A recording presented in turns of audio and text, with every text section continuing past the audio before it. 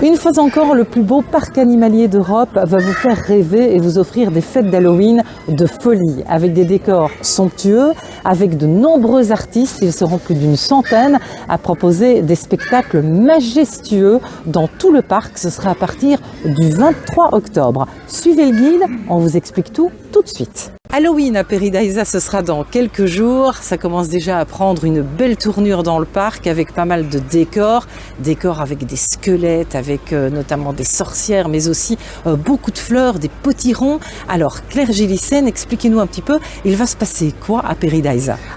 Paradisa va revêtir ses habits d'automne, se mettre à la fête d'Halloween, mais un Halloween pour tous les publics, un Halloween bon enfant, orange, pas rouge sanguinolent, non, vraiment, on va pas jouer à se faire peur, on va profiter des beautés d'abord de la nature en cette saison et aussi de la richesse de la culture de nos régions, puisque les fêtes d'Halloween se passent à Paradisa entre le 20 octobre et le 7 novembre, mais les week-ends, il y a des animations, le week-end du 23, du 24 octobre et puis alors durant la fête de congé Toussaint, donc entre le 30 octobre et le 7 novembre, tous les soirs, on aura la chance d'assister à des spectacles, des acrobates, des chansons, des danseurs. Évidemment, tout ça dans le thème du passage de la vie à la mort, dans le respect des différentes traditions aussi qui sont liées à cette étape que malheureusement nous connaîtrons tous. Il y aura des acrobates, il y aura des écoles de cirque, des chansons, de la danse, des personnes déguisées. D'ailleurs, on invite les visiteurs à venir costumer. C'est une grande tradition ici à Paradisa. Les gens viennent et gagnent alors des abonnements ou des tickets. Et évidemment, tous ces visiteurs participent à cette ambiance où il y aura, comme vous l'avez dit, des fantômes rigolos, des sorcières bienveillantes. Plus de 120 artistes en tout seront présents aux quatre coins du parc donc.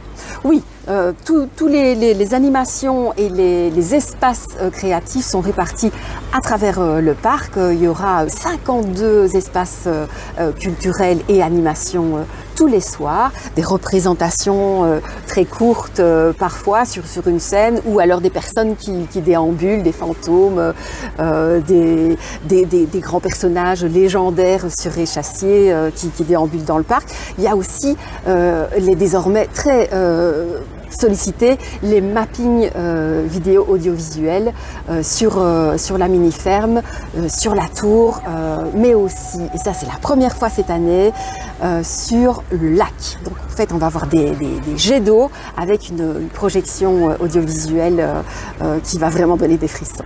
Et il paraît qu'il y a même des volcans qui vont se réveiller. Exactement. On entend déjà les secousses en fait.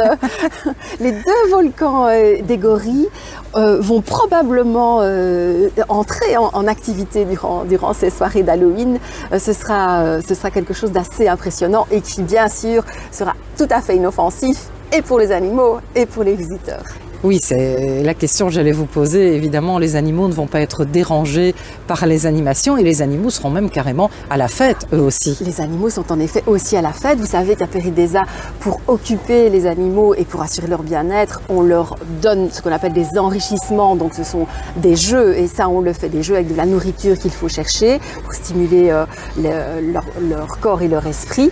C'est quelque chose qu'on fait toujours, mais évidemment, pendant Halloween, ce sera des enrichissements thématiques avec, pour ceux qui aiment les potirons, des potirons vraiment à manger comme tels, hein, par exemple pour les éléphants, et puis avec ceux qui préfèrent la viande, par exemple comme les lions ou les suricates, là on cachera à l'intérieur des citrouilles de la nourriture, à nouveau pour les faire un petit peu chercher, et donc eux aussi ressentiront cette féerie d'Halloween. On se réjouit déjà d'y être. En tout cas, c'est vrai qu'on a vu que ça bougeait un petit peu aux quatre coins du parc. Alors, on va tout simplement admirer les images sur l'écran dans quelques instants. Et puis, j'ai quand même encore une petite question à vous demander. Claire, faut-il toujours réserver pour venir au parc? Ce n'est plus obligatoire de réserver, mais on le conseille vivement. On le conseille vivement parce qu'à partir du moment où il n'y a plus de place, les personnes qui n'ont pas réservé en ligne ne pourront pas entrer. Donc on ne l'espère pas. Moi, je conseille vraiment de passer par le site internet. Bon, je m'en vais de ce pas me déguiser et puis je reviens. D'accord? On fait Avec comme plaisir. ça? Merci Claire. Détour en coulisses, voyons les préparatifs de l'équipe de soigneurs pour les gorilles des plaines de l'Ouest. Les enrichissements ont d'ailleurs lieu toute l'année. Ça dépend un peu. Il y a des moments qu'on profite pour faire des cadeaux et fêter en fait les anniversaires de chaque gorille. Il y a eu des moments qu'on faisait des trucs pour Pâques. On fait pas toutes les fêtes, mais Les principales.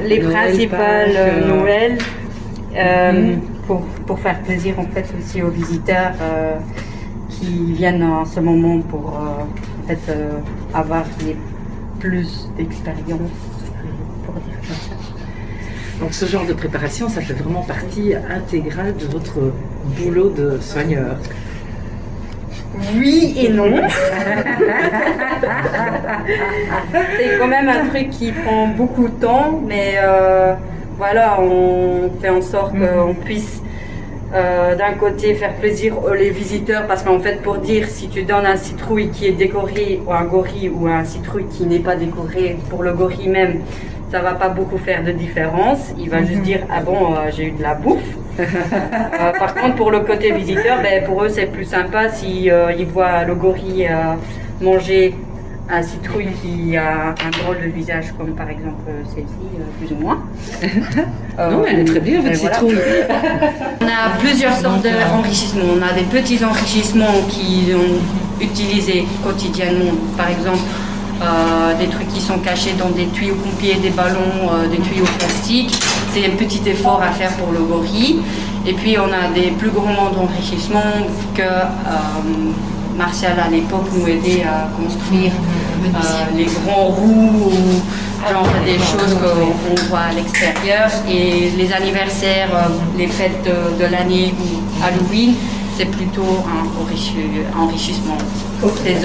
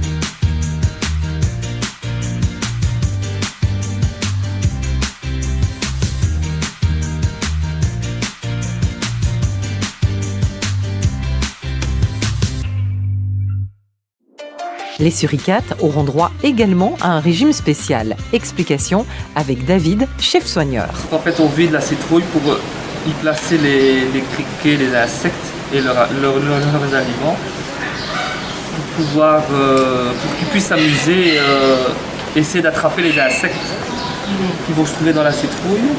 C'est un enrichissement en même temps. Ils ont des enrichissements toute l'année et c'est comme ça, Halloween, on profite pour être dans le thème. On profite pour être dans le thème. Et qu'est-ce qu'on fait avec ces potirons qui ne vont pas manger? Alors on les donne à d'autres animaux, le vite? Oui, donc après ça, on peut les donner aux hippopotames, aux éléphants par exemple, enfin certains animaux qui les apprécient aussi. Ah oui, donc on fait vraiment faire des trucs. Oui.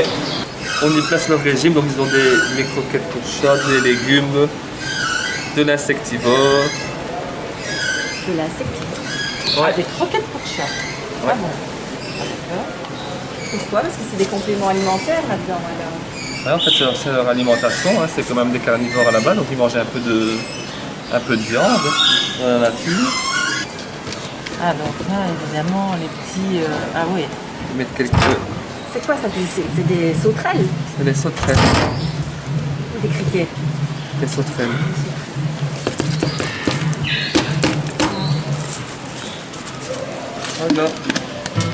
Voilà.